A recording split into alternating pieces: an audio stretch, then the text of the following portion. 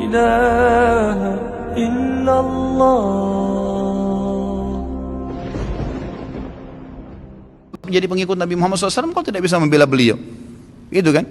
Kehidupan dunia ini sebentar, saudaraku. Sebentar kehidupan dunia ini. Sampai kapan? Demi Allah, saudaraku, kita ini membutuhkan sekarang laki-laki di sini yang hadir, yang mendengarkan suara saya dan ini mengikuti ceramah kita.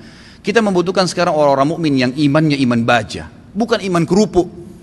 Yang kita butuh ini sekarang, ikhwas sekalian dan akhwat di belakang sana yang mendengarkan saya dan mendengarkan ceramah ini, kita butuh iman-iman baja yang kalau malam bangun dari ranjang lawan syaitan untuk sholat tahajud, bukan tidur terus menerus. Kita membutuhkan iman baja, ikhwas sekalian dan akhwat sekalian, yang pada saat azan ke masjid, sholat, apapun tantangannya, pada saat musibah datang bersabar mereka, pada saat jihad dikumandangkan mereka berjihad di jalan Allah Subhanahu Wa Taala. Memang hidupnya untuk Allah Subhanahu Wa Taala. Kita butuh iman yang seperti ini. Ya memang baja apa yang Allah perintahkan, apapun tintangannya, halangannya kita lakukan, nggak peduli dengan dunia ini, apapun orang mau katakan. Akhwat kita di belakang sana, kami butuh sebagai laki-laki seorang ibu seperti Nusaybah binti Ka'ab, sahabiat yang luar biasa. Pada saat jihad dikumandangkan, Nusaybah binti Ka'ab membangunkan suaminya tengah malam mengatakan, wahai suamiku besok jihad, ikutlah. Dibangunkan anak laki-lakinya 5 orang, semua dikatakan anak-anakku bangunlah, besok jihad, ibu pun akan ikut. Semuanya satu keluarga pergi jihad. Ini yang namanya mukminah, imannya baja. Bukan suaminya mau bangun sholat malam, sebentar mas, jangan bangun dulu. Malah kempes, dikempesin. Suaminya mau poligami, jangan, saya cemburu. Hukum Allah Subhanahu Wa Taala. Kita butuh wanita mukminah seperti Aisyah radhiyallahu anha. Waktu Nabi SAW menikah dengan Zainab, disambut oleh Aisyah dengan senyum, karena dia tahu ini hukum Allah, gitu kan? Masalahnya imannya iman baja, bukan iman kerupuk yang diketuk langsung pecah. Nah ini yang membuat umat Islam lemah, karena iman kita kendor, kempes, tidak ada apa-apa. Sedikit godaan syaitan, dibising sedikit langsung kendor. Pakai jilbab besar, kemudian digoda sama temannya, sedikit saja, oh kamu alim ya, ditinggalkan jilbabnya. Subhanallah. Kita butuh orang-orang mukmin dan mukminah yang hadir di majelis ilmu dengan iman baja. Memang mau mempelajari hukum Allah SWT halal haram. Sepertinya anda hadir ini iman baja namanya. Hadir di majelis ilmu sebagaimana orang-orang fasik. Mau berapa jam dari malam sampai subuh di diskotik, tidak rasa capek tuh. Kemarin ada ikhwah bilang sama saya, Ustadz antum gak capek dari pagi sampai malam ceramah? Saya bilang, ya akhi, orang di diskotik dari malam habis isya pulang kantor, duduk nyanyi sampai kupingnya itu gendang kupingnya mungkin bisa pecah, musik dengan besar sampai subuh, minum khamr, mabuk, dia nggak rasa capek tuh, merasa oh saya tadi malam terhibur. Kenapa kita sebagai orang yang beriman tidak mengatakan saya terhibur dengan majelis ilmu, saya terhibur dengan bertemu dengan para ulama, dengan sholat malam, dengan membela agama Allah Subhanahu Wa Taala? Ini yang dibutuhkan, gitu kan?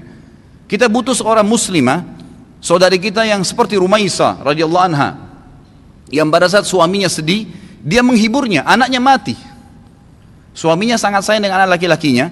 Pada saat meninggal dunia, kata Rumaisah radhiyallahu anha, jangan ada yang sampaikan kepada suami saya bahwasanya anak ini sudah mati, karena suami saya sangat sayang dengan dia.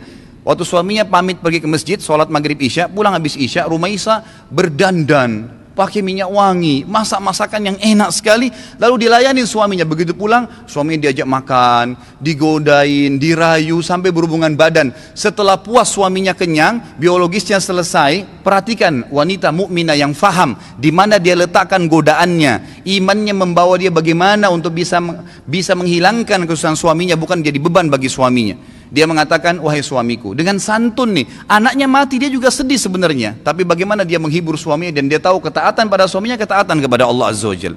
Apa yang dia bilang? Wahai suamiku, bagaimana pendapat anda kalau seandainya tetangga pernah pinjamin sesuatu, lalu saja tetangga memintanya, pemiliknya minta benda itu, apakah kita akan mengembalikan? Kata suaminya, tentu saja, itu hak orang. Kata Rumaisah dengan tenang, dengan sangat luar biasa kasih sayang sama suaminya, dia mengatakan, wahai suamiku, kalau begitu berharaplah pahala dari Allah, karena ya, Allah SWT yang menitipkan anak kita telah mengambilnya.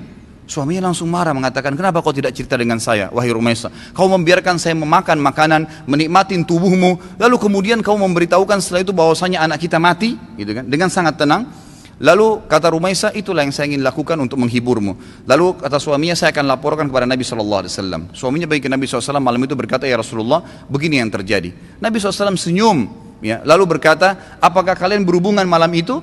Kata keduanya, iya ya Rasulullah. Kata Nabi SAW, semoga Allah berkahi, betul hamil dari gara hubungan malam itu, dan tahun depannya lahir seorang anak mujahid dari kalangan sahabat yang hanya besar mati syahid di jalan Allah Subhanahu wa taala. Ini yang kita butuhkan, orang-orang yang punya iman, ikhwah sekalian. Sampai kapan kita mau berlalai-lalai gitu kan? Sampai kapan kita mau berlemah-lemah? Malu dengan pakai busana muslim, subhanallah gitu kan? Malu dengan simbol Islam, subhanallah. Enggak usah jadi muslim sekalian. Saya berapa kali nasihati ikhwah dan akhwat saya, kalau ada yang bertanya, Ustaz, ada satu tetangga saya, ada saudara saya murtad, bagaimana saran Anda? Saya bilang tinggalin dia. Islam enggak butuh dengan orang murtad, biarin dia murtad, masuk neraka sendiri. Kenapa kita harus bingung dengan satu orang murtad dan kita tinggalkan orang-orang tetangga kita muslim yang butuh bantuan makan, yang kalau diajak ke masjid mau sholat, itu yang kita dakwahin. Orang yang tidak mau iman tinggalin aja, gak usah diikutin gitu kan. Ngapain kita berjalan di belakangnya merayu dia untuk supaya dia kembali ke dalam Islam? Gak usah. Doain mungkin, mendakwahin boleh, tapi gak usah kita sedih, ya kan gitu. Jadi kita harus menletakkan semua pada tempatnya masing-masing. Kita butuh figur Abu Bakar yang semua tegak dengan keyakinannya. Figur Umar yang memang syaitan lari dari dia. Tahu kenapa ikhwas sekalian syaitan lari dari Umar? Karena Umar betul-betul yakin semua yang Allah perintahkan benar, yang dilarang itu salah, ditinggalkan. Dan Umar bin Khattab semuanya dengan tegar, dengan iman baja yang dia lakukan. Malam bangun sholat, tidak ada ceritanya syaitan mau godain ditepis sama dia, nggak ada. Syaitan hanya habis akal. Bagaimana caranya goda orang seperti ini? Nggak bisa. Gitu kan? Karena dia betul-betul memang itu tinggal ditinggalin. Dan itu hanya dengan iman, ikhwas sekalian. Ini hanya dengan iman.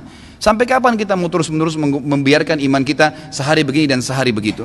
Sampai kapan antum mau mengatakan, dan perempuan di antun di belakang mengatakan, sampai kapan kita mau mengatakan, oh iya nanti, oh iya ya, sampai kapan oh iya ya ini? Sampai malaikat maut mencabut roh kita baru kemudian kita mau sadar? Subhanallah. Majelis ilmu seperti ini tujuan utama mengubah menjadi orang yang lebih baik. Kalau antum datang di sini dan tidak bisa mengubah, antum bisa rajin sholat malam, antum rajin menjaga hukum-hukum Allah SWT, meninggalkan yang haram, menikmati yang halal. Perempuan-perempuan di sana di belakang, kalau anda datang ke sini tidak bisa mengubah, anda tutup aurat, anda lebih baik daripada sebelumnya, anda bisa mengatur, ya, menikmati apa yang halal, tidak memamerkan aurat anda di sana sini, maka jangan hadir. Karena majelis ilmu tujuannya untuk itu. Melahirkan orang-orang yang imannya iman tegar, iman baja, yang memang tidak mudah goyah, ikhwas sekalian. Kadang-kadang subhanallah baru diminta waktunya untuk sholat malam, kita nggak mau bangun sholat malam. Bagaimana kalau diminta ditumpahkan darah jalan Allah Subhanahu Wa Taala? Sudah sulit, kan gitu. Baru diminta infak saja, sudah beragam macam bisikan syaitan, kita sudah mengiyakan bisikan syaitan itu. Bagaimana kalau diminta infak jalan Allah Subhanahu Wa Taala? Mengorbankan seluruh harta, pakaian kita bahkan kalau perlu dijual untuk itu. Ini semua karena cinta terhadap dunia yang berlebihan, Allah musta'an. Semoga Allah SWT yang di langit sana yang melihat kita ini menjadikan kita orang-orang yang terpilih di kalangan hamba-hambanya yang dipenuhi imannya dengan iman baja insyaAllah dalam hati dan meninggal dalam keadaan syahid. Ya Allah, saya meminta kepadamu atas namamu yang maha mulia agar engkau menjadikan aku secara khusus dengan keluargaku, ya Allah, semuanya mati syahid di jalan Allah dan semuanya memiliki iman-iman yang baja dari keturunan dan seluruh istri dan anak-anakku dan juga semua yang hadir di sini, ya Allah. Semoga engkau berikan apa yang terbaik dari hamba-hambamu. Jadi mudah-mudahan kita tidak termasuk orang-orang yang lemah dan orang-orang yang sama sekali meninggal dalam kondisi nanti menyesal. Oh kenapa ya, oh seandainya ya, sudah nggak ada gunanya ikhwah. Sekarang saatnya berubah.